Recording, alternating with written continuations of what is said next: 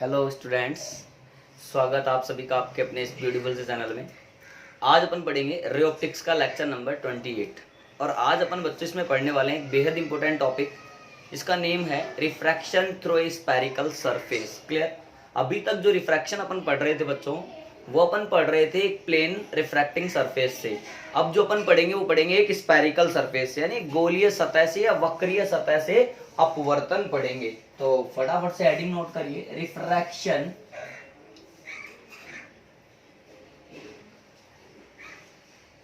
Through a spherical surface. Spherical बोल दो या कर्ड बोल दो, सरफेस। हिंदी में लिखे बच्चों इसको अपन, तो इसका मतलब हो जाएगा गोलीय या वक्रीय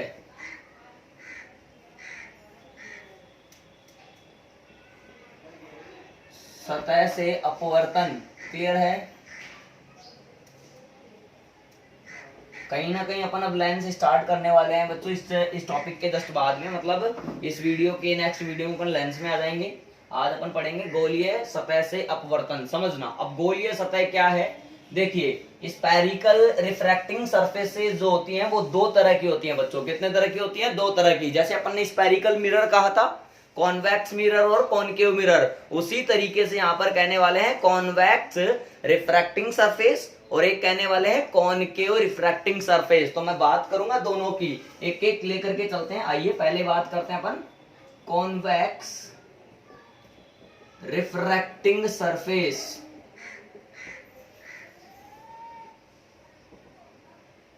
ठीक है बच्चों, इसको हिंदी में कहते हैं उत्तल अपवर्तक सतह।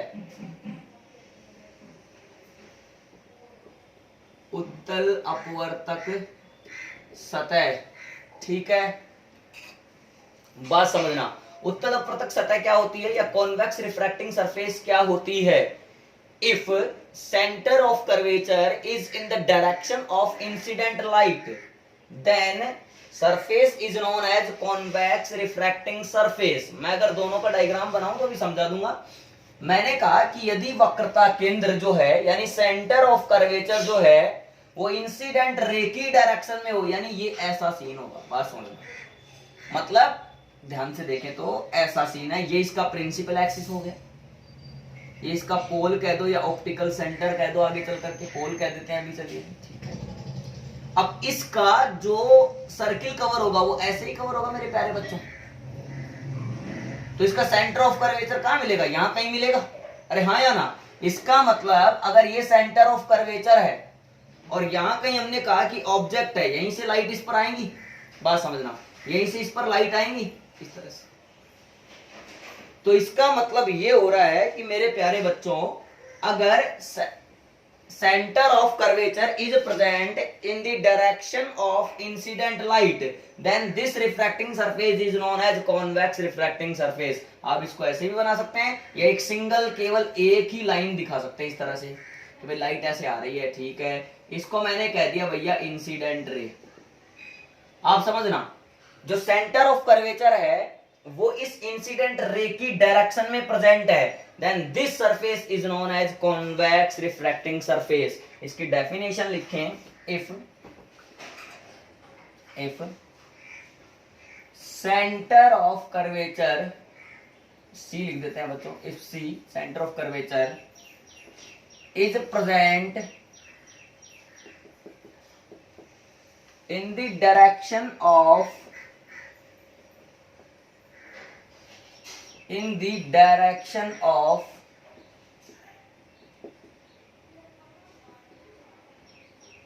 incident ray, then this surface is known as convex refracting surface. Okay, convex refracting surface. बात क्लियर है? बात करते हैं अगर कॉनकेव की, तो सर क्या कहने वाले हो?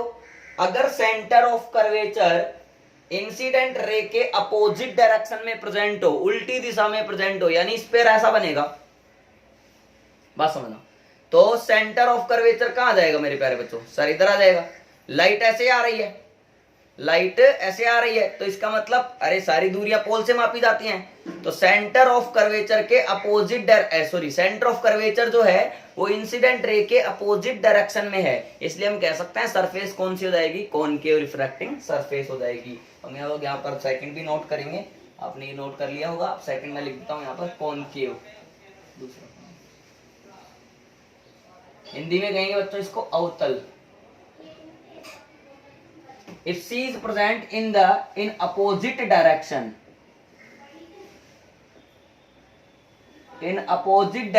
of incident ray, then this surface is known as concave refracting surface. Diagram समझना बच्चों इसका। आइए ये देखिए, ये आपका क्या है? ये क्या है आपका? कॉनकेव रिफ्रैक्टिंग सरफेस है। अब देख पा रहे हैं इसमें किस तरह से ये कॉनकेव है। सर देखिए इसका जो सेंटर ऑफ कर्वेचर है वो इंसिडेंट रे के अपोजिट डायरेक्शन में, मान लीजिए मैंने इसको ही कह दिया इंसिडेंट रे, तो ये इंसिडेंट रे है, तो आप खुद समझदार हैं, ये पोल है तो सारी दूरियां पोल से मापी जाती हैं। वैसे भी इस सरफेस का जो सर्किल कवर होगा वो ऐसे कवर होगा, तो सेंटर ऑफ कर्वेचर यहीं आएगा। हम जा रहे हैं इधर, तो सेंटर ऑफ कर्वेचर जो है वो इंसिडेंट रे के अपोजिट डायरेक्शन में है, then this surface is known as concave refracting surface. बच्चों ध्यान से बात इतना समझो भी, अपन ने मेन हेडिंग डाल रखी है गोलीय सतह से अपवर्तन। अब पहले गोलीय सतह के टाइप अपन ने जाने, उत्तल अपवर्तक सतह और एक अवतल अपवर्तक सतह, यानी कॉन्वेक्स और एक कॉनकेव। तो कॉन्वेक्स का मतलब अगर centre of curvature incident ray की डायरेक्शन में प्रेजेंट हो तो सरफेस हो जाएगा कॉन्वेक्स। अगर centre of curvature incident ray के अपोजिट डायरेक्शन में हो तो फिर सरफेस हो जाएगा कॉनकेव। क्लियर? इतना ध्यान रह जाएगा। अब अपन एक मजेदार टॉपिक यहां पर स्टार्ट करते हैं बच्चों। आइए इन्हीं से रिलेटेड आगे बढ़ते हैं। एक डेरिवेशन हम यहां पर सोल्व करेंगे, एक रिजल्ट लेकर के आएंगे बच्चों, शानदार रिजल्ट लेकर के आएंगे, जिसको कहते हैं रिफ्रैक्टिंग फॉर्मूला। रिफ्रैक्टिंग फॉर्मूला कौन सा फॉर्मूला? रिफ्रैक्टिंग फॉर्मूला हिंदी में कहते हैं अपवर्तक सूत्र। अपवर्तक सूत्र कौन सा सूत्र बच्चों? अपवर्तक सूत्र। क्लियर है? अच्छा, जो रिफ्रैक्टिंग फॉर्मूला होता है, जैसे अपन ने मिरर फॉर्मूला पढ़ा था, वहां भी अपन ने मिरर फॉर्मूला देखा था 1/v + 1/u = 1/f। कहीं ना कहीं v, u और f में रिलेशन बताने वाला एक फॉर्मूला था, उसको कहते थे अपन क्या बच्चों? Mirror formula. उसी प्रकार से जो रिफ्रैक्टिंग फॉर्मूला होता है, ये बोर्ड के लिए बेहद इंपोर्टेंट टॉपिक है। इसका पूरा डेरिवेशन है जो मैं समझाऊंगा, थ्योरी कैसे लिखनी है वो भी मैं आप लोगों को बताऊंगा, समझिए बोर्ड में, है ना। तो जो रिफ्रैक्टिंग फॉर्मूला होता है इसको ऐसे कहा जा सकता है, द रिलेशनशिप बिटवीन या the expression which shows the relationship between object distance या position of object and position of image. Clear है? तो मैं आपको लिख देता हूं, पहले एक लाइन लिख के फ्री कर देते हैं बच्चों इसको। द एक्सप्रेशन, अब आपको पता है रिफ्रैक्शन है तो म्यू जैसी यानी रिफ्रैक्टिव इंडेक्स जैसी चीजें आने वाली हैं। द एक्सप्रेशन विच शोज या विच रिप्रेजेंट्स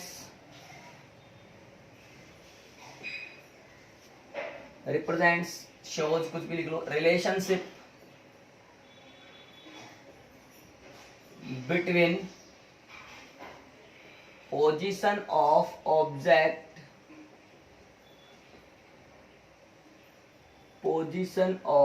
object and image।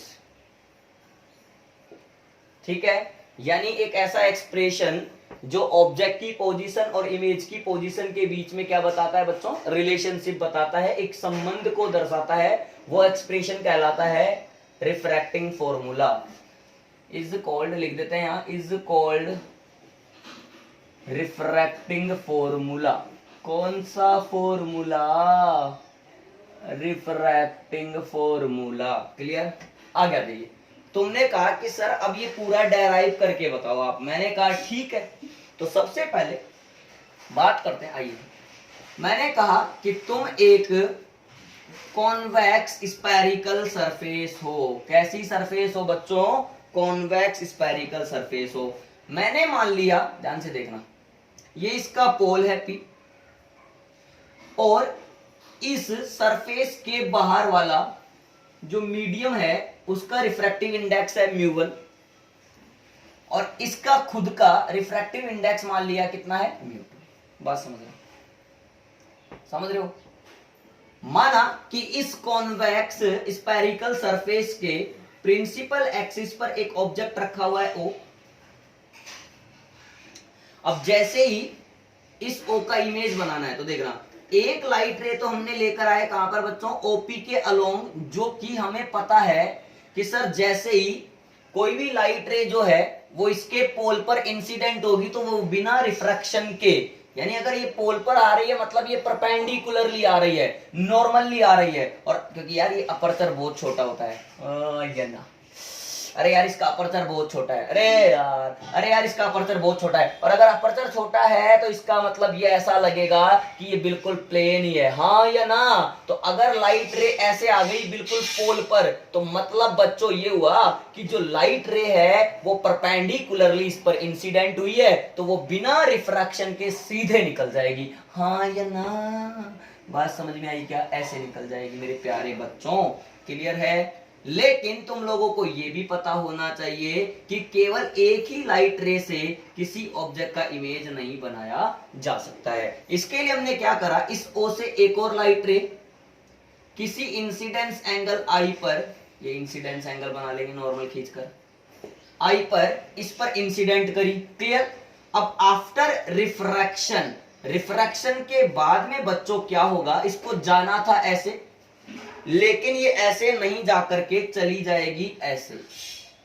अब एक रिफ्रैक्टेड रे ये है, अगर ये A पॉइंट मान दो, अगर ये A पॉइंट मान दो और ये I पॉइंट मान दो, एक रिफ्रैक्टेड रे है और एक रिफ्रैक्टेड रे है, ये दोनों जहां पर कट कर गई वहां बन गया इस ऑब्जेक्ट का इमेज I, हाँ या ना? क्या मेरी बात क्लियर है?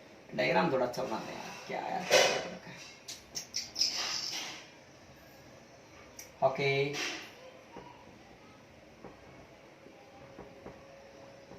सर ये C पॉइंट क्यों लिख दिया आपने? अरे बच्चों, जब भी किसी स्फेरिकल सरफेस पर नॉर्मल खींचा जाता है तो वो हमेशा कहां से पास होता है? C से पास होता है। ध्यान से सुनना, अगर तुम I हो तो तुम R हो, रिफ्रैक्शन एंगल, ठीक है? इस A से प्रिंसिपल एक्सिस पर एक नॉर्मल ड्रॉ किया जो इसको कहां मीट करा, मान लीजिए M पॉइंट पर मीट करा। ये एंगल माना बच्चों मैंने अल्फा, ये एंगल माना मैंने बच्चों बीटा, ये एंगल मैंने माना गामा। अच्छा बच्चों, आपने कहा था रिफ्रैक्टिंग फॉर्मूला होता है जो पोजीशन ऑफ ऑब्जेक्ट, ये रही पोजीशन ऑफ ऑब्जेक्ट, और all distances are measured from the pole. Position of object और पोजीशन ऑफ इमेज के बीच में क्या दर्शाता हो, रिलेशन दर्शाता हो, वो कहलाता है हमारा रिफ्रैक्टिंग फॉर्मूला। अब यहां से हमारी कहानी शुरू होती है, लेकिन इससे पहले इसका थ्योरेटिकल पार्ट जो हमें बोर्ड में नोट करना होगा बच्चों, वो क्या लिखेंगे देखो मैं बता देता हूं। लेट, यहां से शुरू कर रहा हूं बच्चों इसकी theory. O is a point object, आप लोग भी ऐसे ही नोट कर लेंगे, विच लाई at the principal axis of convex refracting surface। Clear? यहां तक समझ में आ गया? O एक पॉइंट ऑब्जेक्ट है जो कि इस प्रिंसिपल एक्सिस पर स्थित है। क्लियर? आगे बढ़ते हैं। A light ray from O, A light ray starting from O, ऐसे लिख लो, starting from O travels along OP, ठीक है, and incident perpendicular to the surface, then it passes without refraction,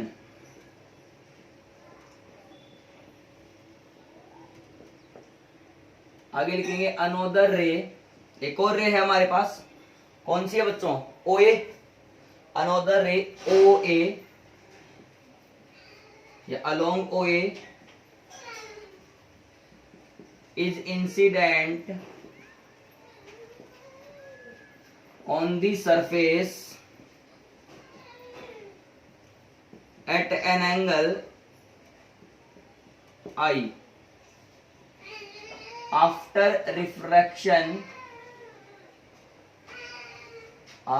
refraction at where these rays intersect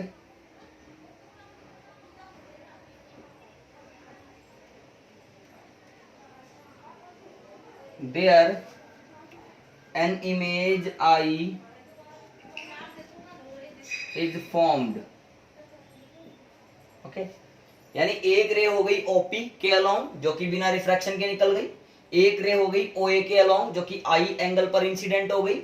तो after refraction के बाद ये दोनों raise जहां पर कट करती है वहां पर इस ऑब्जेक्ट ओ का क्या बन जाता है बच्चों, इमेज, जो कि हमने किससे दर्शाया है, आई से, आई फॉर इमेज, ये आई फॉर इमेज है, क्लियर है। यहाँ पर ओ फॉर ऑब्जेक्ट है, बात समझना, क्लियर। अच्छा इसके अलावा और कोई थ्योरी हम लिखना चाहें तो यहाँ पर देखो जो जो बातें अपन ने मानी है फ्रॉम फिगर, आप पहले इतना नोट कर ले, मैं फिर पूरा डेरिवेशन एक साथ ही लेकर चल लूंगा, या फिर लिख लेता हूं, चलो ये भी बचा हुआ चीज फ्रॉम फिगर लिख ही लो, चलो फिर जगह भी बच रही है। जो जो आपने अल्फा बीटा गामा माने वो कौन कौन से एंगल हैं, देखो एंगल ए ओ एम वो क्या है, alpha, angle A O M बराबर alpha, angle A I M क्या है बच्चों, beta, angle A I M बराबर क्या है, beta, angle A C M बराबर क्या है बच्चों, गामा है। इतनी बात आप लोगों को समझ में आ गई। अब कोई प्रॉब्लम वाली बात नहीं है, हमने अल्फा निकाल लिया, बीटा निकाल लिया और गामा निकाल लिया, मतलब ये चीजें हमने मानी है। अब हम क्या करने वाले हैं, मैं आपको आगे की स्टेप समझा देता हूं। अब यहाँ पर हम लोग बच्चों एक क्या गेम चलाएंगे, एक देखो मेरे पास दो ट्राइंगल दिख रहे हैं, ट्राइंगल ओ ए सी, ध्यान से देखना कौन सा ट्राइंगल, ओ ए सी में अल्फा और जो गामा है वो इंटीरियर एंगल्स हैं और आई अपने आप में एक एक्सटीरियर एंगल है। तो अपन ये बात अच्छे से जानते हैं कि जो एक्सटीरियर एंगल होता है वो इंटीरियर एंगल्स के सम के इक्वल होता है। Then we can say that I should be equal to alpha plus gamma, yes और नो। इसी प्रकार in triangle I A C are and beta are interior angle and gamma is exterior angle, यानी gamma बहिष कोण हो गया और are और बीटा अंतः कोण हो गए। तो अंतः कोणों का योग आर प्लस बीटा बराबर गामा, तो आर बराबर कितना आ गया, गामा माइनस बीटा। तो यहां से आई आ जाएगा, आर आ जाएगा, फिर क्या यूज कर लेंगे, स्नेल्स लॉ क्या कहता है, म्यू1 साइन आई बराबर म्यू2 साइन आर। फिर वहां पर हमें पता है आई और आर जो है वो बहुत छोटे हैं, क्लियर है, और अगर आई और आर छोटे हैं तो साइन आई को आई बोल देंगे, साइन आर को आर बोल देंगे, तो म्यू1 आई बराबर म्यू2 आर हो जाएगा। फिर आई और आर की वैल्यू अल्फा बीटा गामा के टर्म में पुट कर देंगे। फिर अल्फा बीटा गामा भी छोटे हैं तो उन अल्फा बीटा गामा को कह देंगे tan अल्फा tan बीटा और tan गामा। फिर अल्फा बीटा गामा जो है उनकी जगह पर tan alpha tan beta gamma निकालते जाएंगे, ट्राइंगल से काम होता चला जाएगा। पहले इतना नोट करें फटाफट से बच्चों, हो गया, स्क्रीनशॉट भी ले सकते हैं आप लोग, कर लिए। आइए आगे बढ़ते हैं बच्चों, हो गया नोट, हो गया। मैं डायग्राम रख लेता हूं बच्चों, ये मिटा दूं थ्योरी। अब देखो जरा, अपन ने एंगल जो माने थे उनकी अपन ने चर्चा कर ली बच्चों, ठीक है। अब आगे ही गाने देखो, डायग्राम को बाद में मिटा देंगे, पहले इस साइड का गेम बजा लेते हैं। आइए, मैंने कहा था अब हम लोगों को क्या करना है, दो ट्राइंगल देखने हैं, triangle O A C, in triangle O ए सी, ध्यान से देखना, ओ ए सी, अल्फा एंड गामा आर क्या है, ये इंटीरियर एंगल्स, अंतः कोण है। तो अपन कह पाएंगे ना I is equal to I बहिष कोण है, आई बराबर alpha plus gamma, equation number first, क्योंकि द सम ऑफ, या फिर ऐसे लिख देते हैं, exterior angle is sum of interior angles. सही बच्चों, वापस से कौन सा ट्राइंगल उठा लो आप, आई ए सी उठा लो। तो इन ट्राइंगल आई ए सी में, अब ध्यान से देखो, आई ए सी में बीटा और आर जो है वो इंटीरियर है और गामा क्या है, एक्सटीरियर है। तो गामा बराबर आर प्लस बीटा। तो यहां से आर निकालो, लेकिन आप यहाँ पे तो वही लाइन आप लिख लेना चाहिए, एक्सटीरियर मैं लिख देता हूँ बच्चों, तुम नहीं लिखोगे मुझे पता है नोट्स में। तो एक्सटीरियर, बोर्ड में नंबर नहीं मिलते हैं अगर हम पूरा नहीं लिखते हैं। तो exterior angle is sum of interior angles. ठीक है, यहां से अपन क्या निकाल लेंगे, सॉरी आर निकाल लेंगे। आर क्या जाएगा, gamma minus beta, equation number second. मेरे पास आई आ गया, मेरे पास आर आ गया। मैं क्या यूज कर लूं, स्नेल्स लॉ यूज कर लूं, by Snell's law.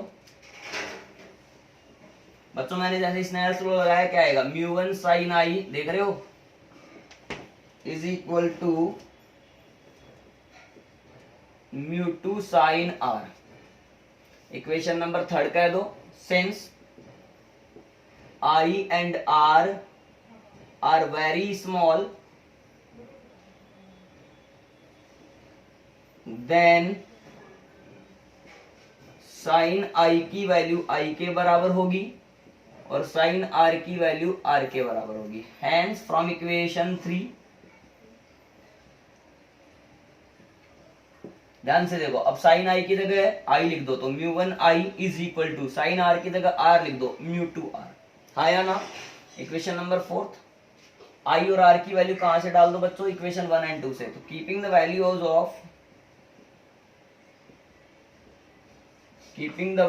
Of equation 1 and 2 in equation 4।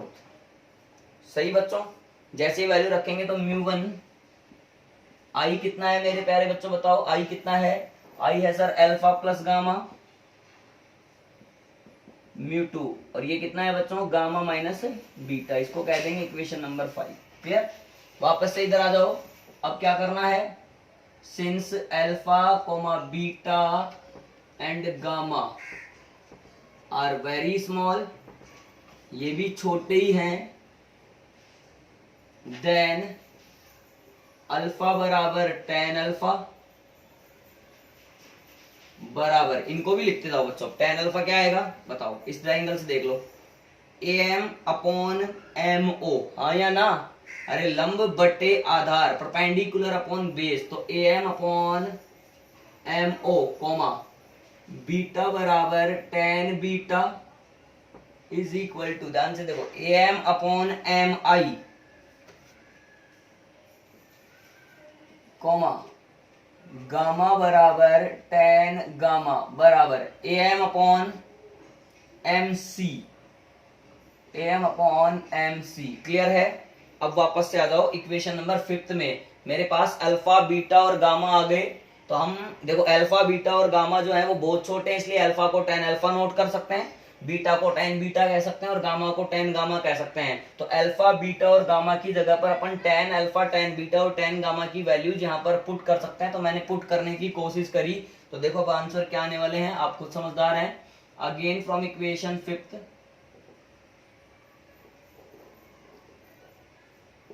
Again from equation 5, तो डायग्राम मिटाना स्टार्ट कर रहा हूं तो धीरे धीरे। अब देखो म्यू वन अल्फा की जगह हम लिखेंगे A M upon M O plus, फिर बच्चों अपने पास आ जाएगा ए एम अपॉन गामा क्या है M C is equal to mu two, फिर गामा है A M upon M C minus beta कितना है A M upon M I. अब इसको आगे सोल्व करते हैं, डायग्राम बता दें बच्चों। पहले इधर से लिखा है मैंने सारा ना, इक्वेशन की नंबरिंग दिख रही है, यहाँ पे ए एम कॉमन आ रहा है दोनों साइड से, तो इधर भी कॉमन ले लिया, बड़ा ब्रैकेट यूज कर लेते हैं। म्यू वन को चलो अंदर ले जाते हैं, तो mu one upon M O plus mu one upon M C is equal to, यहाँ भी म्यू टू को अंदर ले जाएंगे, ए एम को बाहर ले लेते हैं बच्चों, तो mu two upon M C minus mu two upon M I. Clear. यहाँ से एम कैंसिल कर दिया बच्चों, तो जो आया उसको लिख लिया mu one upon M O plus μ1/mc बराबर μ2/mc minus μ2/mi। Equation number हमने कह दिया इसको 6। अब बात समझो, हमने ए पॉइंट से प्रिंसिपल एक्सिस पर जो नॉर्मल ड्रॉ किया था या परपेंडिकुलर एक लाइन खींची थी वो एम पर जाकर के मिली थी। क्योंकि हम कह रहे हैं कि जो हमारी रिफ्रैक्टिंग सरफेस है उसका अपर्चर बहुत छोटा है, और अगर उसका अपर्चर छोटा है बच्चों तो फिर हम कह सकते हैं कि जो एम पॉइंट है उसको पी के बहुत नजदीक माना जा सकता है। तो हम कहेंगे बच्चों, since aperture of surface is very small, then point M is considered near to point P. Okay, hence क्या करेंगे, MO बराबर क्या कहेंगे बच्चों, PO कह देंगे, MC बराबर क्या कह दोगे फिर PC, और MI बराबर बच्चों क्या कह दोगे आप, PI। क्लियर। तो again from equation 6 equation use करा, μ1/PO plus μ1/PC is equal to μ2/PC minus μ2/MI, sorry PI है ना। अब साइन कन्वेंशन यूज कर लो भाई, साइन कन्वेंशन वैल्यू रखते जाओ। पोल से ऑब्जेक्ट की डिस्टेंस u, क्योंकि इधर आ रहे हैं तो माइनस का u, प्लस μ1/PC प्लस का r, सही ना। इधर आ जाओ, μ2/ ये भी प्लस का r, ये हो जाएगा आपका μ2/ प्लस का v। बात समझ रहे हो क्या बच्चों। तो थोड़ा सोल्व करते हैं, इस साइड लिख लेता हूं मैं सोल्व करके लास्ट जो है इसका। अब देखना, इस μ2/v को मैं इधर ले आता हूँ, μ1/u इधर है ही, और इस r वाले टर्म को उधर ले जाता हूँ। देखो μ2/v पॉजिटिव हो जाएगा, μ2/v minus μ1/u is equal to μ2 minus μ1/r। हाँ या ना, यही है refracting formula, equation number 7। Clear है बच्चों। अब इसमें जरूरी है आपको v और u और ये सारी चीजें पता हो। तो v क्या है हमारा, इमेज डिस्टेंस, ठीक है, ये पता होना जरूरी है। u क्या है हमारा, ऑब्जेक्ट डिस्टेंस, ठीक है बच्चों। r क्या है हमारा, रेडियस ऑफ कर्वेचर है हमारा,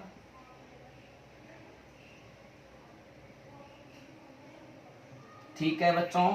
μ1 क्या है, जहां से लाइट आती है, यानी ऑब्जेक्ट वाले मीडियम का रिफ्रैक्टिव इंडेक्स है, ठीक है। रिफ्रैक्टिव इंडेक्स जैसे कह लो, ऐसे लिख देते हैं, जहां से लाइट आ रही है, जहां से लाइट आ रही है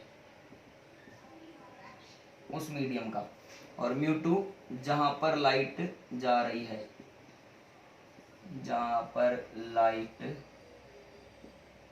जा रही है। क्लियर है। मैंने कुछ नहीं करा बच्चों, सीधी सी बात है। सबसे पहले हमने अल्फा बीटा गामा नोट कर लिया, फिर एक्सटीरियर इंटीरियर वाली प्रॉपर्टी यूज करी, देख लो, फिर उससे आई आ गया, आर आ गया, आई और आर आने के बाद स्नेल्स लॉ यूज करा। फिर जो बेसिक बातें होती हैं, अगर एंगल छोटा होता है तो साइन थीटा थीटा के बराबर होता है, वो चीज यूज करके फिर इस तरह से लिख लिया।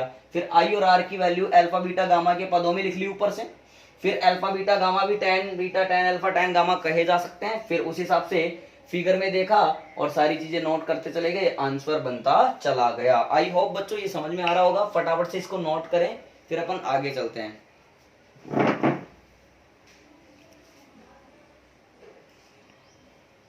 हो गया बच्चों, कर लिए नोट, ठीक है। आया समझ में रिफ्रैक्टिंग फॉर्मूला। अब नेक्स्ट आगे देखते हैं। अब मैग्निफिकेशन देख लेते हैं कि स्फेरिकल सरफेस में मैग्निफिकेशन को कैसे बताया जाता है, ठीक है। इसमें कुछ फॉर्मूले मैं आप लोगों को लिख करके दूंगा, आप डायरेक्ट उनको याद रखें। देखिए क्या फॉर्मूले हैं बच्चों, आइए।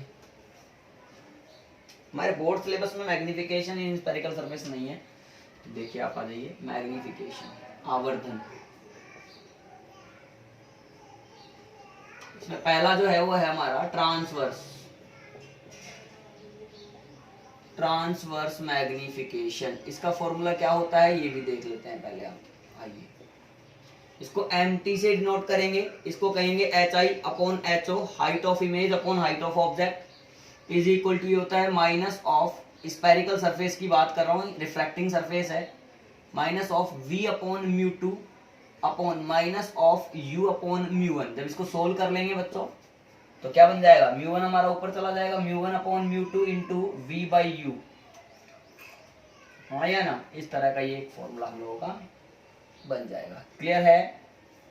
अब तुम कहना चाहो सर इसका दूसरा पार्ट क्या है, वो है लॉन्गिट्यूडनल,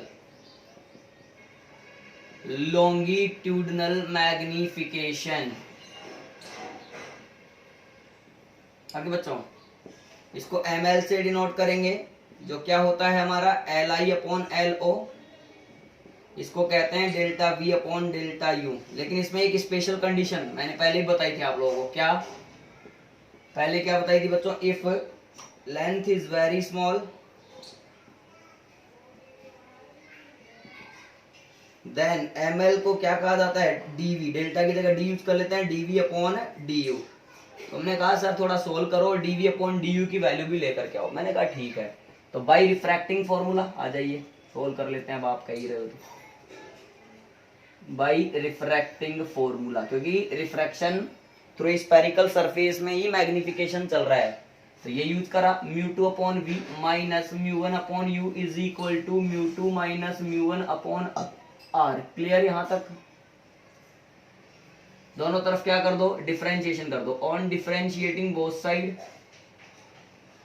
डिफरेंशिएटिंग बोथ साइड, तो d अपॉन डी यू के रेस्पेक्ट में कर लो, पहले इस वाला पूरा लिख लो, mu two upon V minus mu one upon U is equal to D upon D U, mu two minus mu one upon R. समझ रहे हो? अब यहाँ पर 1 अपॉन वी है, तो 1 अपॉन एक्स का x के रेस्पेक्ट में डिफरेंशिएशन कैसे करते हैं बच्चों, सर इस x को ऊपर लेकर जाते हैं, x की पावर -1 हो जाता है, फिर पावर आगे -1 आगे, x की पावर -1 कितना हो गया, -2, तो -1 अपॉन एक्स स्क्वायर, यही होता है। तो यहाँ पर लिखोगे तो क्या लिखोगे, म्यू टू यानी minus mu two upon V square, इसमें सॉरी अच्छा v का कर रहे हो u के रेस्पेक्ट में, तो इस v का दोबारा करना पड़ेगा, dv अपॉन du, और यहाँ पर तो u ही है तो माइनस माइनस प्लस हो गया, mu one upon U square. ये सारी वैल्यूज कांस्टेंट वैल्यू है, तो कांस्टेंट का किसी भी क्वांटिटी के रेस्पेक्ट में डिफरेंशिएशन कितना आता है बच्चों, 0 आता है, तो यहाँ पे 0 हो गया। क्लियर? आप लोगों को dv अपॉन du फाइंड करना है, तो इसके लिए क्या करेंगे, देखो sir minus of mu two upon V square into dv upon du as it is, इसको इधर ले जाओ, minus of mu one upon U square. अब dv अपॉन du इस साइड रख लो, बाकी सबको भेजो, माइनस से माइनस कैंसिल हो गया, तो mu one upon mu to हो गया, v स्क्वायर ऊपर चला गया, u स्क्वायर नीचे आ गया। फिर दोबारा सोल्व करा, dv अपॉन du, थोड़ा सिंप्लीफाई कर लेते हैं, mu one upon mu to v upon U का होल स्क्वायर। इसको क्या करें सर, इसको क्या करोगे, ml लिख लो, हाँ या ना, तो ml बराबर dv upon du, mu one upon mu two V upon U का होल स्क्वायर। इसको कह सकते हैं बच्चों, ये हो गया मेरा mt, क्योंकि देखो ना यहाँ से mu one upon mu two into V by U, इसको कह देंगे mt, और बच जाएगा कितना, v अपॉन यू, हाँ या ना, आया समझ में? इस तरह से dv अपॉन du की वैल्यू भी यहाँ पर फाइंड की जा सकती है। ये आ गया इक्वेशन नंबर 3। ये था आपका मैग्निफिकेशन का बेसिक कॉन्सेप्ट, फटाफट से इसको नोट कर लें, फिर नेक्स्ट टॉपिक में आ जाते हैं बच्चों। कर लिया? अब देखिए नेक्स्ट टॉपिक हमारा क्या है ना, एक टॉपिक और पढ़ते हैं, फिर कुछ न्यूमेरिकल्स देखेंगे। आइए,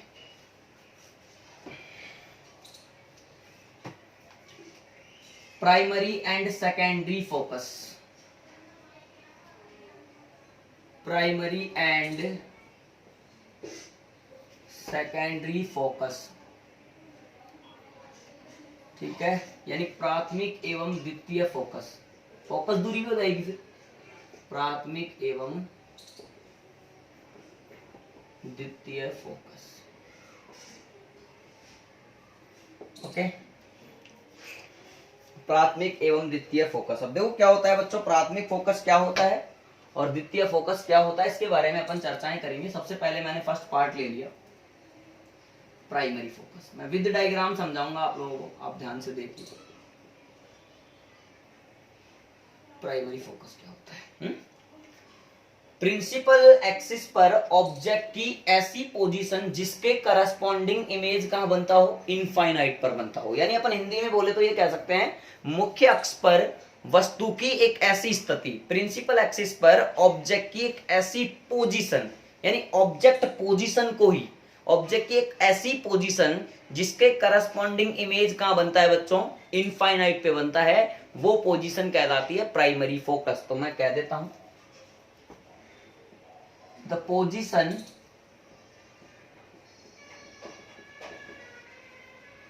position of an object,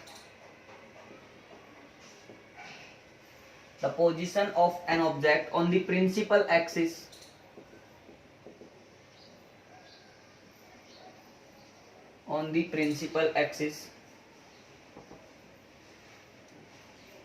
whose image is formed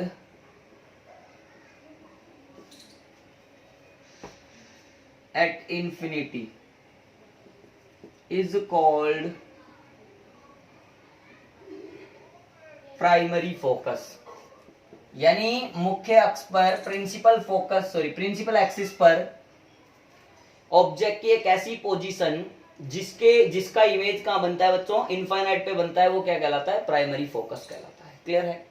और पोल से इस प्राइमरी फोकस की डिस्टेंस को क्या कहते हैं अपन लोग, बोलो, फोकल डिस्टेंस कहते हैं। क्लियर है। तो आ जाइए, मैं आप लोगों को पहले ये चीजें समझाता हूं। इसमें ए पार्ट लिया,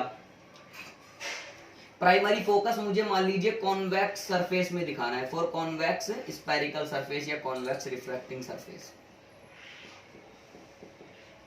उत्तल अपवर्तक सतह में दिखाना है पूरा। चलो इधर लिख लेते हैं। अब उत्तल अपवर्तक सतह बच्चों ये थी हमारी, सही। अब इसमें आप कह रहे हो कि सर आपको दिखाना है प्रिंसिपल एक्सिस पर ऑब्जेक्ट की एक ऐसी पोजीशन जिसके करस्पॉन्डिंग इमेज कहां बनती है, इनफाइनाइट पे बनती है। मान लो कि ऑब्जेक्ट यहां है, क्लियर, ये ऑब्जेक्ट यहां पर है आपका ऑब्जेक्ट, इससे लाइट रे इस पर इंसिडेंट हुई, देन आफ्टर रिफ्रैक्शन ये कैसी हो जाएंगी, parallel to the principal axis. अगर ये पैरेलल जाएंगी तो इसका मतलब ये कहां पर जा रही है बच्चों, इन्फिनिटी पर जा रही है, और इसका मतलब ये कभी भी मिलेंगी नहीं, या ऐसे कह दो कि इनफाइनाइट पे जाकर के मिलेंगी। तो अगर ये इनफाइनाइट पे जाकर के मिलेंगी तो इस ऑब्जेक्ट का जो कि रियल ऑब्जेक्ट है, इस ऑब्जेक्ट का जो कि फोकस है, उसका इमेज कहां बनेगा बच्चों, इन्फिनिटी पे बनेगा, और इसको कहेंगे प्राइमरी फोकस। और इसकी पोल से डिस्टेंस को बच्चों हम कहेंगे प्राइमरी फोकल लेंथ, जिसको क्या नाम देंगे हम लोग, F1 नाम देंगे। क्या मेरी बात आप लोगों को समझ में आई? आप पूरा डायग्राम इस तरह से बना सकते हैं चाहे, तो ऐसी कोई प्रॉब्लम वाली बात नहीं है। समझ में आई? इसी तरह से अगर मैं कहूं आपको, सर खुद ट्राई करें कॉनकेव का diagram for concave refracting surface. बच्चों एक बार कॉनकेव का खुद आप लोग ट्राई करें कि कॉनकेव का कैसे बनने वाला है डायग्राम। देखो मैं बना देता हूं, नहीं ये हमारा कॉनकेव है, ठीक है, ये प्रिंसिपल एक्सिस है। तो प्रिंसिपल एक्सिस पर ऑब्जेक्ट की एक ऐसी डिस्टेंस, ऑब्जेक्ट की एक ऐसी पोजीशन, देखो लाइट ऐसे आई, आफ्टर रिफ्रैक्शन प्रिंसिपल एक्सिस के कहां हो गई बच्चों, पैरेलल हो गई, तभी तो इन्फिनिटी पे बनेगा इमेज, सही है।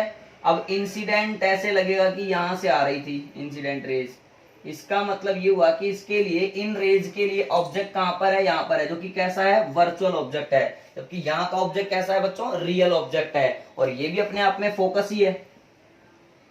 तो इसकी पोल से डिस्टेंस भी क्या कहलाएगी, प्राइमरी फोकल लेंथ, यानी F1। आया समझ में? यानी ऑब्जेक्ट की एक ऐसी पोजीशन जिसके करस्पॉन्डिंग इमेज कहां बनती हो, इनफाइनाइट पे बनती हो, वो कहलाता है हमारा प्राइमरी फोकस। जिसका इमेज इन्फिनिटी पे बनता है वो प्राइमरी फोकस कहलाता है। क्लियर है बच्चों? अब आ जाइए आगे। अब नेक्स्ट जो है वो है तुम्हारा सेकेंडरी फोकस। पहले आप इतना नोट करें फिर आगे चलते हैं। हो गया, कर लिया बच्चों नोट?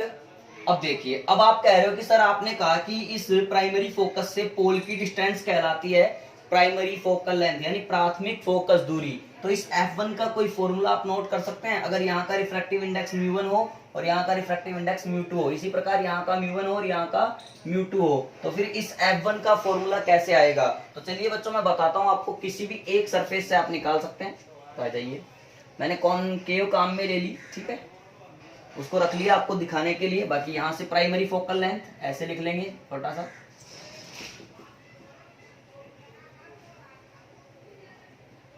Primary focal length. अब कैसे निकालेंगे आइए देखो, रिफ्रैक्टिंग फॉर्मूला से यूज करके निकालेंगे, बाय रिफ्रैक्टिंग फॉर्मूला।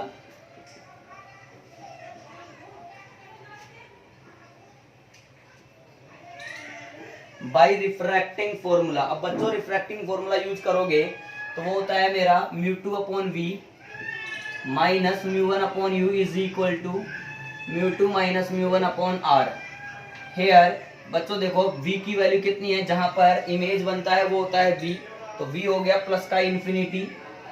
बच्चों u ऑब्जेक्ट की पोजीशन कहाँ है, इस f पर है, तो पोल से मापी जाती है, चूंकि अपन इस तरफ आ रहे हैं, अपोजिट आ रहे हैं इंसिडेंट रे के, तो f1 की जगह क्या यूज करना पड़ेगा, माइनस का f1। हैंस वैल्यू रखो यहाँ पे, देखो फटाफट μ2 अपॉन माइनस सॉरी प्लस का इन्फिनिटी माइनस माइनस यहाँ प्लस हो जाएगा, μ1 upon f1 is equal to μ2 minus μ1 upon r। r यहाँ पे प्लस ही होगा बच्चों, बिकॉज ये कॉन्वेक्स के लिए ले रहा हूं मैं, तो r बराबर प्लस का r लिखना पड़ेगा। क्लियर? अरे r यार इसका सेंटर इधर ही तो है, तो इधर ही तो आएगा r प्लस का, तो यहाँ पर ये r प्लस हो गया, प्लस का r। अब ध्यान से देखो, समथिंग बटे अनंत जीरो होता है, तो ये तो जीरो हो गया, μ1 अपॉन f1 बचा, तो f1 चाहिए ना, तो f1 उधर चला जाएगा, बाकी सब इधर जाएंगे, तो f1 का फॉर्मूला क्या आएगा, f1 बराबर μ1 इंटू r अपॉन μ2 माइनस μ1। आया समझ में? ये है प्राइमरी फोकल लेंथ। क्लियर? इसी तरह से बच्चों हम लोग जो है सेकेंडरी फोकस को भी डिफाइन कर सकते हैं। आइए अपन सेकेंडरी फोकस की बात करते हैं, इसी में लिख लेता हूं मैं सेकेंड पार्ट, सेकेंडरी फोकस। ठीक है, अब सेकेंडरी फोकस जस्ट उल्टा है। प्राइमरी में क्या कहा कि ऑब्जेक्ट की ऐसी पोजीशन जिसके करस्पॉन्डिंग इमेज कहां बन रहा है, इन्फिनिटी पे बन रहा है, तो सेकेंडरी में कहेंगे कि इमेज की ऐसी पोजीशन जिसके लिए ऑब्जेक्ट कहां रखा हो, इन्फिनिटी पे रखा हो। क्लियर है? वो कहलाएगा अपना सेकेंडरी फोकस। आइए करते हैं बच्चों, the position of an image on the principal axis for which, ये पोजीशन है ये अपना, for which object is at infinity, clear, is called secondary focus. इसको मिटा देते हैं बच्चों, दोबारा लिखना ही पड़ेगा हम लोगों को, सेकेंडरी फोकल लाइन निकालेंगे। तो पहले डायग्राम समझते हैं, कोशिश करिएगा आप खुद बनाएं। ए फॉर कॉन्वेक्स, पहले कॉन्वेक्स बनाया था, आज कॉनकेव का पहले बना लेते हैं। फॉर कॉनकेव रिफ्रैक्टिंग सरफेस, किसी का भी पहले बनाओ, आपकी मर्जी है बच्चों। आइए, ये हमारा कॉनकेव होता है, अच्छा बनाएंगे। ये प्रिंसिपल एक्सिस है हमारा, ठीक है, लाइट रे ऐसे इंसिडेंट हुआ।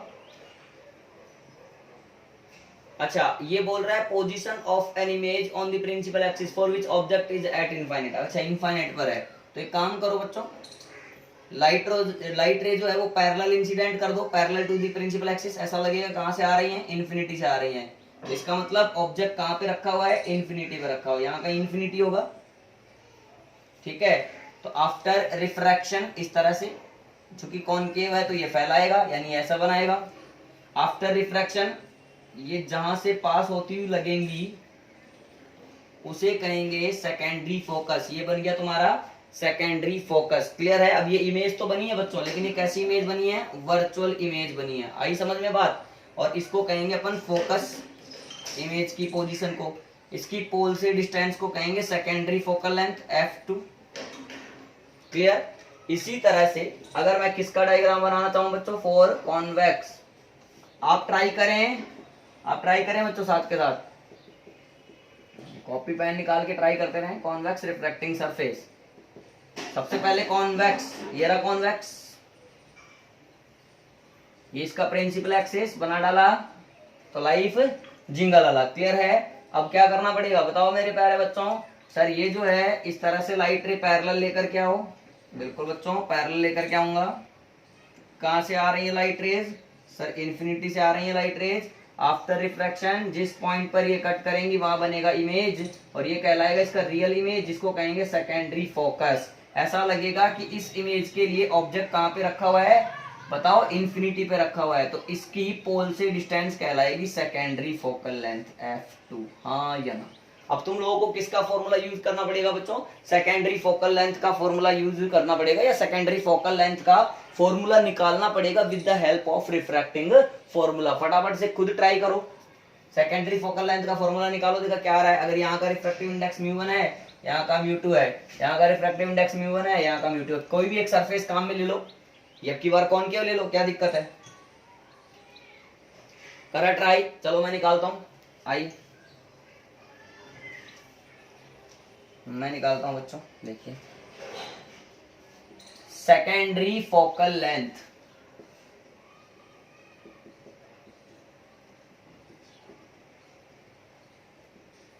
ठीक है। अब सेकेंडरी फोकल लेंथ निकालोगे तो बाई रिफ्रैक्टिंग फॉर्मूला, पहले रिफ्रैक्टिंग फॉर्मूला यूज करेंगे।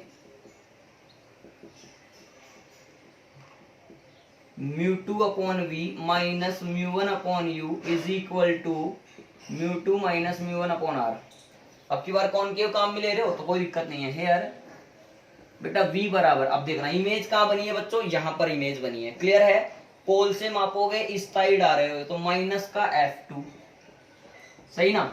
अच्छा u कहां पे रखी है ऑब्जेक्ट? इन्फिनिटी पे, और माइनस का इन्फिनिटी हो गया। अच्छा r देख लो, माइनस का कि प्लस का? ये ऐसा है तो सेंटर ऑफ कर्वेचर इस साइड आएगा, और लाइट इधर जा रही है, इसका मतलब sir radius of curvature negative, r बराबर माइनस r, यहाँ पर माइनस r, साइन कन्वेंशन हो गया। तो μ2 अपॉन माइनस का f2 minus minus plus μ1 upon infinity is equal to μ2 upon μ2 minus μ1 upon minus का r। अब ये तो हो गया जीरो, तो ये हो गया minus μ2 upon f2 is equal to minus of μ2 minus μ1 upon r। यहां से मैंने माइनस को माइनस से कैंसिल कर दिया।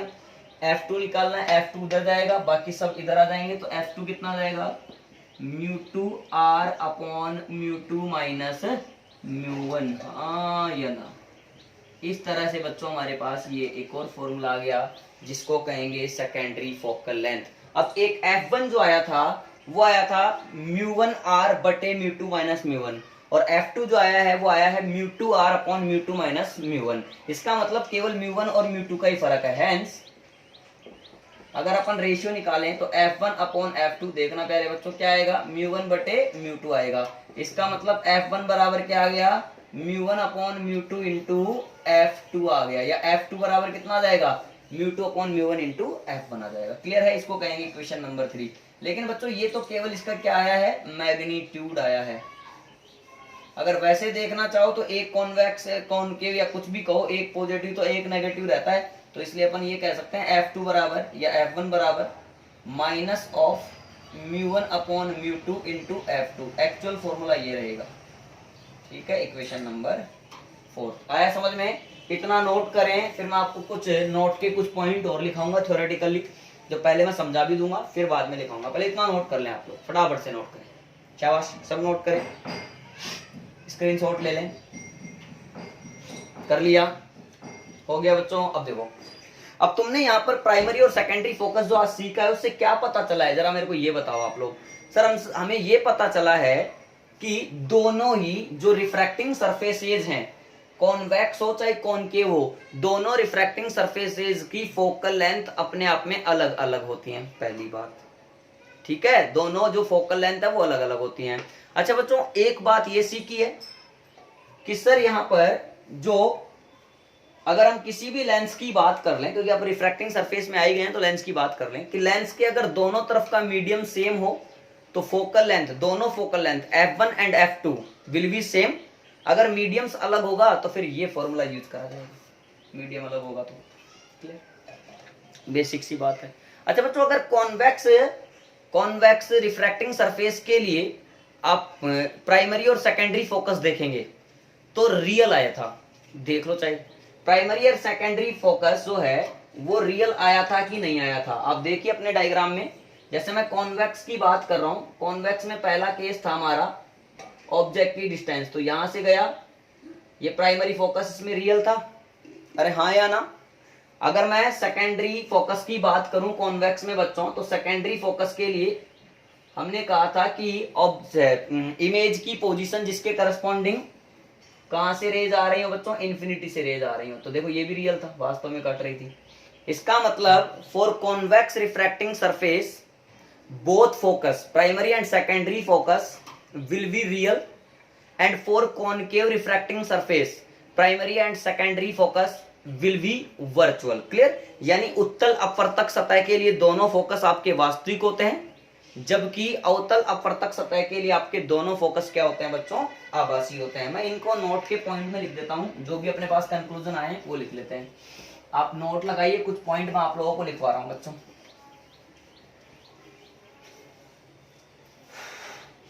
आप देखो, नोट पहला पॉइंट,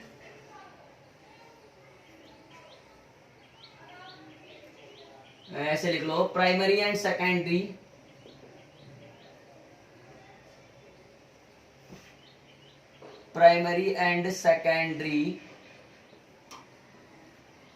focal length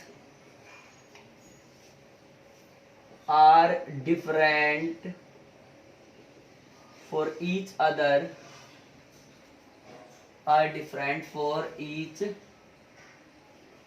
other, ठीक है। ये दोनों एक दूसरे के लिए क्या होती हैं बच्चों, असमान होती हैं। ये बेसिक से हम लोगों ने चर्चा कर ली। अच्छा, for convex refracting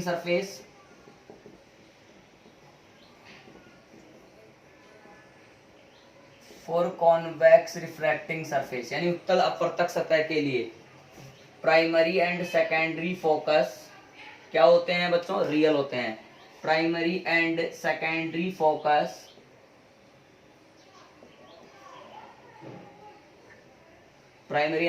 focus will be real, ठीक है। नीचे यहां लिख सकते हैं for concave refracting surface,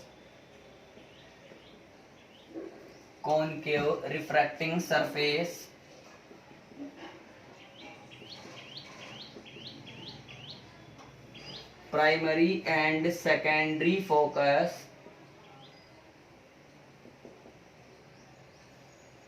and secondary focus will be virtual, ठीक। थर्ड पॉइंट, ठीक है, for a lens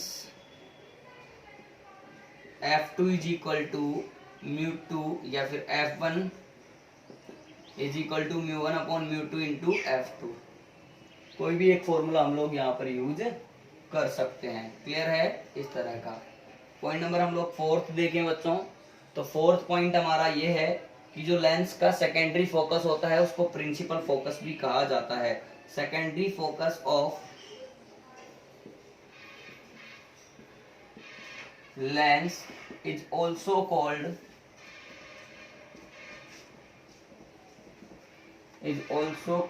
principal focus, यानी मुख्य फोकस, इसको मुख्य फोकस भी कहा जाता है। ये कुछ नोट के पॉइंट है, फटाफट से इनको नोट कर लें।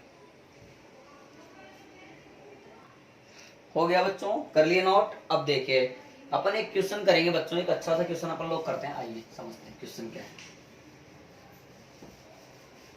देखना क्वेश्चन क्या है, समझना। आइए सबसे पहले अपन क्वेश्चन समझेंगे। आइए, मैंने कहा कि तुम एक मटके हो, तुम क्या हो, मटके, यानी ये एक पोट है, एक घड़ा है, जिसमें क्या भरा हुआ है, पानी भरा हुआ है, और इस मटके की रेडियस ऑफ कर्वेचर जो है वो है 20 सेंटीमीटर। कितना सेंटीमीटर? 20 सेंटीमीटर है। ओके ओके, अच्छा ये है सेंटर। बात ध्यान से समझना, बोल रहा है, अच्छा ये पॉट है, इसमें वाटर भरा हुआ है, ठीक है बच्चों। इसमें बोल रहा है कि इसके सेंटर से 5 सेंटीमीटर दूरी पर, यानी यहां कहीं 5 सेंटीमीटर दूरी पर एक मछली जल की रानी है, यानी मछली तैर रही है। सेंटर से 5 सेंटीमीटर की दूरी पर कौन तैर रही है? मछली इसमें तैर रही है।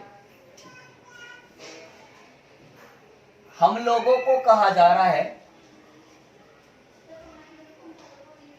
हम लोगों को कहा जा रहा है कि एक बिल्ली है, अगर बिल्ली जो है वो इस मटके के लेफ्ट में हो, क्या ये लेफ्ट हो गया,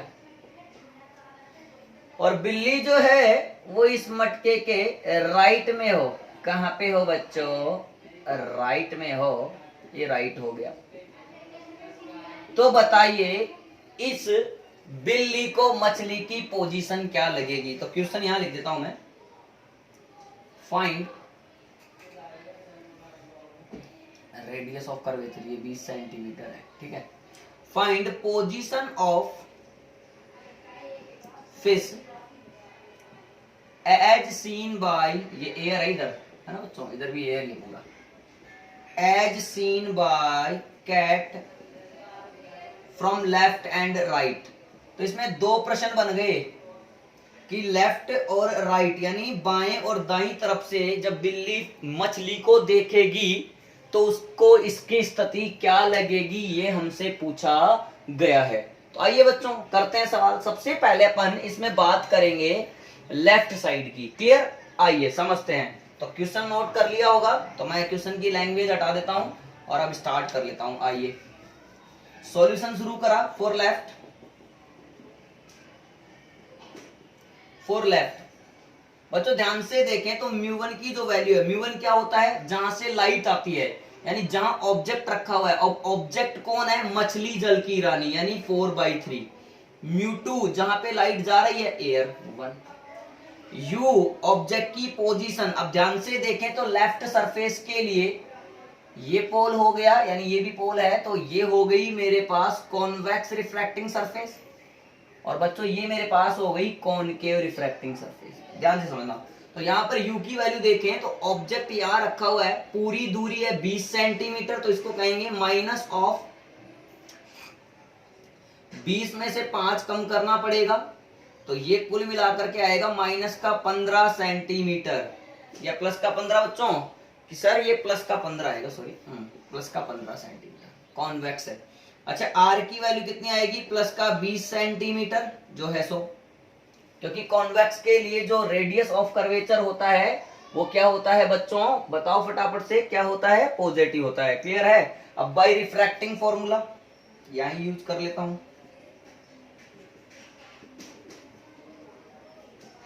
फॉर्मूला लिखा μ2 upon v minus μ1 upon u बराबर μ2 माइनस μ1 अपॉन r। सारी वैल्यू डालते हैं। देखो μ2 की वैल्यू कितनी है? 1/v, v पूछा है, माइनस μ1 कितना है बच्चों? 4/3 है, अपॉन आपको क्या पूछा है? u पूछा है, u कितना है? 15 है, ओके, इज इक्वल टू μ2 है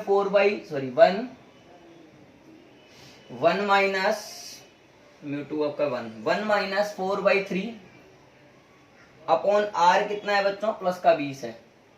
थोड़ा सोल्व करें, 1/v minus 4/3 into 15 is equal to, ये हो गया 3 माइनस 4, यानी माइनस का 1/3 इंटू 20। 3 से 3 यहाँ पे कैंसिल कर दो आप, 5 या 15, 5 चौके 20। तो बच्चों अरे यार ये कटता नहीं है ना, ऐसे ऐसे नहीं कटता है ना बबुआ, ऐसे नहीं कटता है ना बबुआ, सोल्व करना पड़ता है। अच्छा अच्छा अच्छा, तो माइनस का 1/60 और प्लस का 4/45, इसको सोल्व कर लेंगे आप, तो यहां से आपको क्या मिल जाएगा बच्चों? v मिल जाएगा। कैलकुलेशन आप कर सकते हैं। क्लियर है? इसी तरह से अगर मैं राइट की बात करूं, फॉर राइट, तो कॉनकेव सरफेस है, तो सबसे पहले μ1 कितना आएगा? वही 4/3, ऑब्जेक्ट तो वही है। μ2 कितना आएगा? 1। u कितना आएगा सर? माइनस का 25, क्योंकि ऑब्जेक्ट यहाँ चला गया, 20 प्लस 5 25, कॉनकेव है तो माइनस, r की वैल्यू माइनस का 20, सारी वैल्यू रख देंगे। म्यू टू कितना है 1/v माइनस ऑफ 4/3 अपॉन बोलना u कितना है आपका माइनस का 25 is equal to 1 minus 4/3 upon minus का 20। इसको सोल्व करेंगे आपको यहाँ से भी क्या मिल जाएगा बच्चों, v मिल जाएगा। फटाफट से इसको नोट करें, पॉज करके फिर आगे बढ़ते हैं। हो गया बच्चों। अब आइए, ये क्वेश्चन था। अब नेक्स्ट क्वेश्चन एक और करते हैं। नेक्स्ट क्वेश्चन हमसे क्या बोला है आप समझिएगा। बोला है एक कॉन्वेक्स स्फेरिकल सरफेस है जिसकी रेडियस ऑफ कर्वेचर है r। समझना, इसकी रेडियस ऑफ कर्वेचर है r बराबर प्लस r ही होगा, तो कॉन्वेक्स है तो ठीक है। बोला है कि इससे एक ऑब्जेक्ट को कितनी डिस्टेंस पर रखा जाए। ये ऑब्जेक्ट बोल देते हैं, ये पोल है, तो ऑब्जेक्ट को इससे कितनी डिस्टेंस पर यानी x डिस्टेंस मान लेते हैं, x कितनी डिस्टेंस पर रखा जाए ताकि इसका इमेज जो है वो इससे सेम डिस्टेंस पर बन जाए। यानी इमेज अगर यहाँ बन रही हो बच्चों, मेरी बात समझना, अगर इमेज यहाँ बन रही हो तो वो इससे सेम डिस्टेंस यानी x पर ही बन रही हो। तो पूछा है x बता दो कितना आएगा इन टर्म्स ऑफ r। अगर आपकी ये रिफ्रैक्टिंग सरफेस जो है वो किसकी बनी हो, ग्लास की बनी हो, यानी म्यू टू की वैल्यू कितनी दे रखी है आपको 3/2 दे रखी है, और ये क्या है एयर है, तो इसका कितना हो गया 1 हो गया। यार सीधी सी बात है, ऐसा कुछ भी आएगा मैं सीधी बात है रिफ्रैक्टिंग फॉर्मूला यूज करूंगा और मस्त हो जाऊंगा। Mu two upon V minus mu one upon U is equal to mu two minus mu one upon are.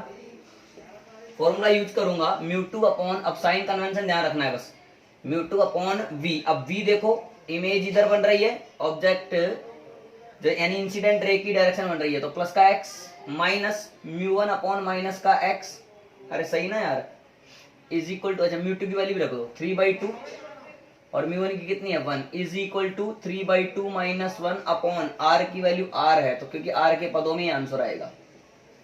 Solve करो 3/2x प्लस 1/x 1/2r, ठीक है। थोड़ा और सोल्व कर लो, 1/x कॉमन 3/2 प्लस का 1/2r, ये कितना हो गया बच्चों 5/2, तो 1/x into 5/2 is equal to 1/2r। 2 से 2 कैंसिल कर दो अब, तो x की वैल्यू कितनी आ रही है 5r। यानी अगर किसी ऑब्जेक्ट को कॉन्वेक्स स्फेरिकल सरफेस के लिए 5r डिस्टेंस पर रखेंगे तो उसका कितने डिस्टेंस पर बन जाएगा 5r डिस्टेंस पर बन जाएगा, या फिर इमेज जो है वो 5r डिस्टेंस बनने के लिए 5r पर ही रखना पड़ेगा। क्लियर आया समझ में। एक और सवाल करते हैं, ये उतार लिए, एक और नेक्स्ट सवाल देखो आप। एक बोला है आपको कि एक जो है मेरे पास है कॉनकेव स्फेरिकल सरफेस, ठीक है। बोल रहा है इससे ऑब्जेक्ट को हमने रखा है 30 सेंटीमीटर दूरी पर, ठीक है। इससे ऑब्जेक्ट को कितनी दूरी पर रखा है बच्चों 30 सेंटीमीटर पर। यहाँ पर जो म्यू टू है, जिस पदार्थ का, जिस मटेरियल का ये बना हुआ है, उसका रिफ्रैक्टिव इंडेक्स हम लोगों को दे रखा है 5/3 है। यहाँ पे क्या है एयर है, क्लियर है, ये 1 हो गया, क्लियर। इसकी रेडियस ऑफ कर्वेचर बता रखा है 20 सेंटीमीटर है। अब पूछा क्या है वो हम लोग देखते हैं क्या पूछा है। हमसे पूछा है v बता दो। अरे बच्चों सीधी सी बात है, मुझे रिफ्रैक्टिंग फॉर्मूला आता है, तुम्हें भी आता है, तो बाय रिफ्रैक्टिंग फॉर्मूला, हाँ या ना, म्यू टू अपॉन वी सबसे बढ़िया जुगाड़ है, minus mu one upon U is equal to mu two minus mu one upon R. यहाँ वैल्यू रखते जाना, देखो अलग से लिख लो चाहे, देखो म्यू टू कितना है बच्चों 5/3 है, म्यू वन कितना है बच्चों 1 है। अच्छा बच्चों और बताओ u कितना है, u जहाँ पे ऑब्जेक्ट रखा हुआ है 30 सेंटीमीटर पे रखा है, तो इस साइड आ रहे हैं, इस साइड आ रहे हैं, तो u की वैल्यू नेगेटिव लेंगे कि पॉजिटिव लेंगे बच्चों, नेगेटिव लेंगे, इंसिडेंट रे के अपोजिट डायरेक्शन में माइनस 30 सेंटीमीटर, और r की वैल्यू क्या ले लेंगे बच्चों माइनस का 20 सेंटीमीटर, क्योंकि कॉनकेव है। आया समझ में, उठा के पटक दो, तो म्यू टू अपॉन वी यानी 5/3 अपॉन v कितना है आपका, v पूछा है, माइनस म्यू वन कितना है 1 अपॉन u कितना है माइनस का 30 is equal to mu two 5/3 minus mu one यानी 1 अपॉन r, r कितना है बच्चों माइनस का 20 है, रख दिया वैल्यू, तो 5/3v सॉल्व हो जाएगा, देखो प्लस का 1 अपॉन 30 यानी ये हो गया मेरे पास 2/3 और माइनस, चलो बाहर लगा लेंगे, माइनस बाहर लगा लिया, 2/3 इंटू 20। क्लियर, आ जाओ।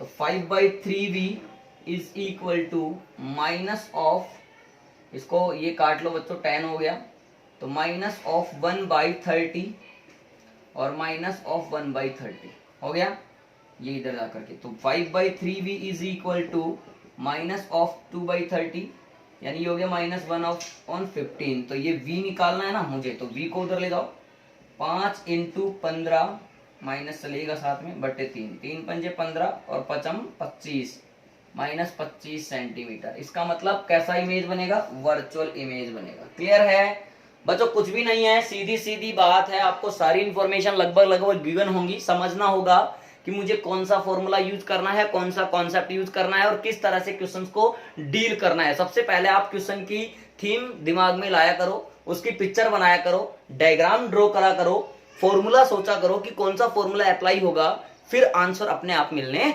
लगते हैं। क्लियर है? आई होप बच्चों आज का भी वीडियो आपको काफी पसंद आया होगा और अच्छे से ये पूरी चीजें आपको क्लियर हो गई होंगी। और जैसे ही नेक्स्ट वीडियो अपलोड होगा तब तक के लिए आप लोग पढ़ते रहिए। All the best.